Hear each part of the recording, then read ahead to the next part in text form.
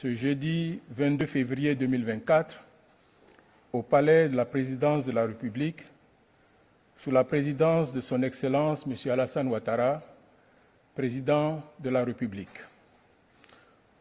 L'ordre du jour de la réunion a porté sur la situation sécuritaire générale et le bilan de la sécurisation de la 34e édition de la Coupe d'Afrique des Nations de football en Côte d'Ivoire. Au titre de la situation sécuritaire générale, à la suite de la présentation faite par le ministre de l'Intérieur et de la Sécurité, le Conseil national de sécurité note avec satisfaction que la situation sécuritaire générale continue d'être stable sur l'ensemble du territoire. Ce bilan satisfaisant traduit l'efficacité des nombreuses opérations de sécurisation régulièrement menées sur toute l'étendue du territoire national par les forces de défense et de sécurité.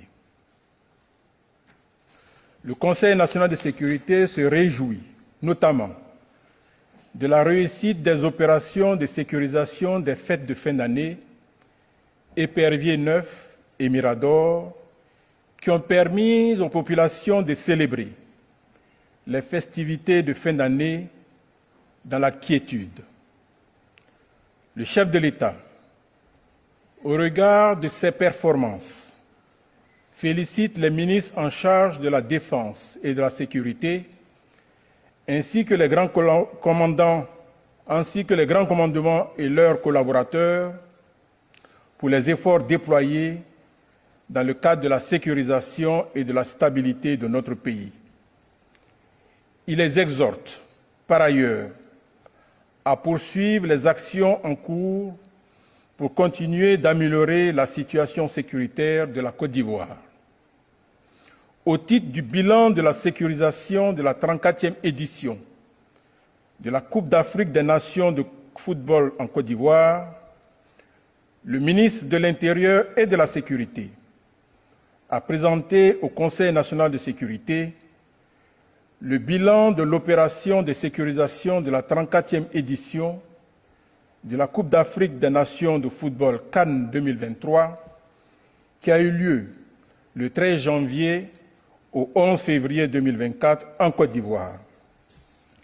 Cette opération, dénommée Opération Aquaba, avait pour objectif d'assurer sur toute l'étendue du territoire national la sûreté et la sécurité de tous les participants, ainsi que la sécurisation des différents sites d'activité de la CAN, tels les stades de compétition, les lieux d'hébergement, les terrains d'entraînement et les fan zones.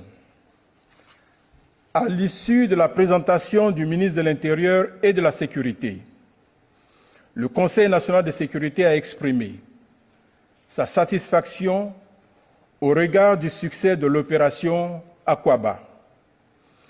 Au vu de ces excellents résultats obtenus, le Président de la République félicite le Premier ministre, chef du gouvernement, les ministres en charge de la Défense et de la Sécurité, les grands commandements, ainsi que tous les autres acteurs impliqués dans la réussite de la Cannes 2023. En outre, le chef de l'État réitère ses félicitations à l'équipe nationale de football et adresse ses remerciements à tous les Ivoiriens et aux populations vivant en Côte d'Ivoire pour leur mobilisation exceptionnelle lors de la Cannes 2023, la Cannes de l'hospitalité. Le Président de la République salue également l'esprit de fraternité, d'union et de cohésion dont le peuple ivoirien a fait preuve durant cette compétition et qui a grandement contribué à la victoire des éléphants.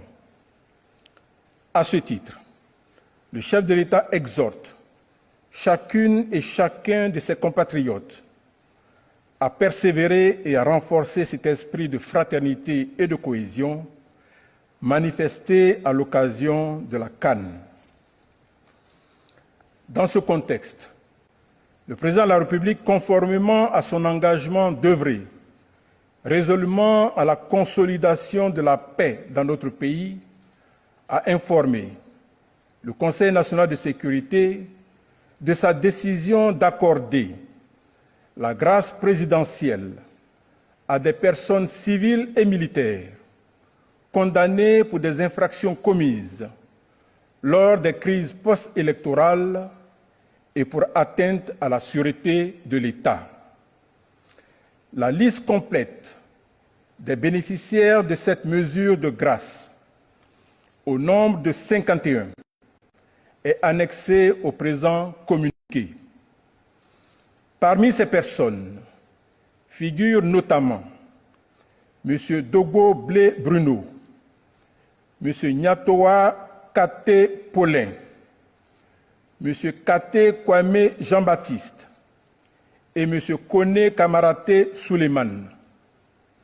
En outre, le président de la République a instruit le garde des Sceaux, ministre de la Justice et des Droits de l'Homme, en vue de prendre les dispositions appropriées auprès du parquet concernant les mises en liberté provisoire de 6 personnes en détention préventive dans le cadre des procédures liées aux infractions ci-dessus mentionnées. Par ailleurs, le chef de l'État a une pensée pour les victimes, ainsi que leurs familles, et leur témoigne à nouveau sa compassion et son soutien. À ce titre, sur instruction du président de la République, une rencontre s'est tenue le mercredi 21 février 2024 à la primature entre le Premier ministre, chef du gouvernement et les associations des victimes en vue de leur réitérer la compassion et le soutien de l'État et les exhorter au pardon.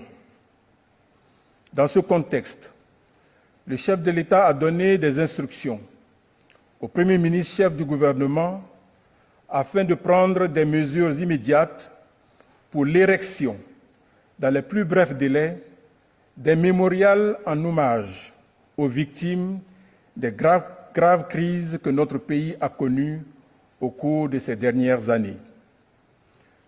Ce monument commémoratif, en plus de servir de lieu de mémoire, vise à inciter chaque Ivoirienne et chaque Ivoirien à œuvrer sans cesse pour la paix, afin que de tels crimes ne se reproduisent plus jamais dans notre pays.